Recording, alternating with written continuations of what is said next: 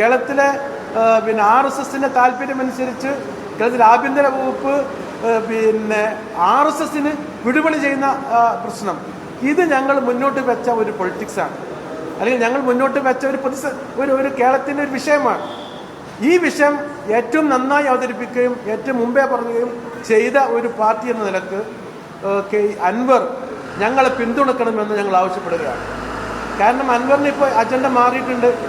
അൻവറിൻ്റെ അജണ്ട മാറി. ഇവിടെ പിണറായിസം തകർക്കാനാണ് എന്ന രീതിയിൽ അദ്ദേഹം വന്ന് അത് മാറി. അദ്ദേഹം ഇപ്പോൾ VD സതീശൻ്റെ പൊളിറ്റിക്സിനെ അവസാനിപ്പിക്കാനാണ് ശ്രമിക്കുന്നത്.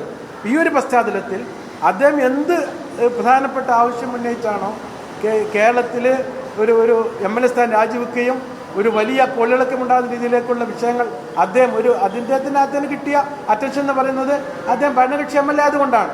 അപ്പോൾ അങ്ങനെയുള്ള ആ പൊളിറ്റിക്സ് ഏറ്റവും നന്നായി ഞങ്ങൾ ഒരിക്കൽ പോലും പുറകോട്ട് പോകാതെ ആ വിഷയത്തിൽ തന്നെ ഊന്നിൽ നിന്ന് പ്രവർത്തിച്ച ഒരു പാർട്ടി എന്ന നിലക്ക് അത് ഞങ്ങൾ മുന്നോട്ട് വെക്കുന്ന ഒരു രാഷ്ട്രീയ നിലക്ക് അൻവർ ഞങ്ങളെ പിന്തുണക്കണമെന്ന് ഞങ്ങൾ ആവശ്യപ്പെടുകയാണ്.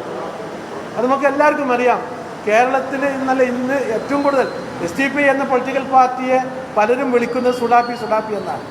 പക്ഷെ ഇന്ന് ആ പേര് കേരള സംസ്ഥാനത്ത് SDPക്കാരല്ലാത്ത പലർക്കും വിളിക്കുന്നുണ്ട്. ഒരുപാട് ആളുകൾക്ക് സുഡാപ്പി എന്ന് പറയുന്നുണ്ട്. എന്തുകൊണ്ടാണ് പറയുന്നത്? SDP മുന്നോട്ട് വെക്കുന്ന പിന്നെ ഫാസിസ്റ്റ് വിരുദ്ധ സമീപനം അല്ലെങ്കിൽ ആ ആശയം പറയുന്ന എല്ലാവരെയും RSSകാർക്ക് സുഡാപ്പി എന്ന് പറയാം. അപ്പോൾ അതിനർത്ഥം എന്താണ്? ഞങ്ങളാണ് ഈ വിഷയം ഏറ്റവും ശക്തമായി ഇന്ത്യൻ രാഷ്ട്രീയത്തിൽ ശക്തമായി മുന്നോട്ട് വെക്കുന്നത്. കേരളത്തിൽ മാത്രമല്ല, ഇന്ത്യയിലെ 10 സംസ്ഥാനങ്ങളിൽ ശക്തമായി മുന്നോട്ട് വെക്കുന്ന പാർട്ടി എന്ന നിലയ്ക്ക് ഞങ്ങൾക്ക് പിന്തുണ നൽകുകയാണ് അതിനോട് വേണ്ടത് എന്നാണ് ഞങ്ങളുടെ അഭിപ്രായം.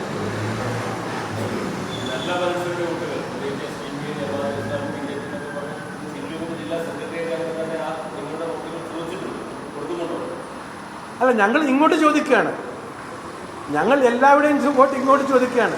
ഞങ്ങൾ ആർക്കെങ്കിലും വോട്ട് കൊടുക്കുകയാണെങ്കിൽ ഞങ്ങൾ മത്സരിക്കില്ലല്ലോ.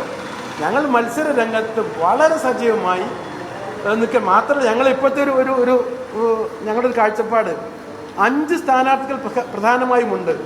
ഇടതുപക്ഷമുണ്ട്, പിന്നെ UDF ഉണ്ട്, BJP ഉണ്ട്, ഇപ്പോൾ ഇവിടെ മത്സരിച്ച് വിജയിച്ച് രാജിവെച്ച MLAയും ഉണ്ട്, ഞങ്ങളുമുണ്ട്.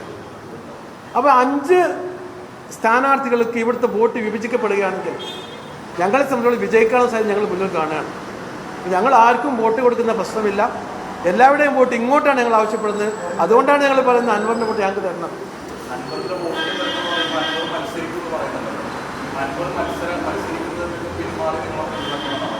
ഞങ്ങളുടെ താല്പര്യം അതാണ്. അൻവർ പിൻവാങ്ങി SDPയെ പിന്തുണക്കണം.